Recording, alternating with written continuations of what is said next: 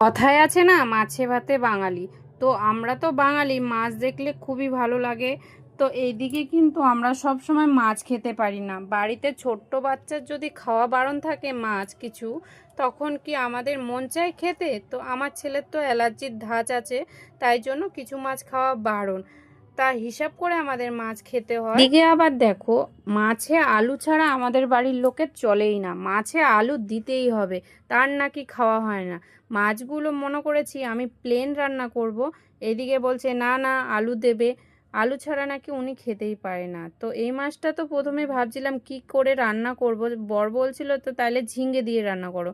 ঝিঙে ছিল না বলে আলু দিয়ে প্লেন রান্না করেছি। দেখো তরকারিটার কালারটা কত সুন্দর এসেছে, শুধু জিরে আর লঙ্কা বাটা দিয়ে করেছি। কেমন লাগছে খেতে? তো অসাধারণ হয়েছিল।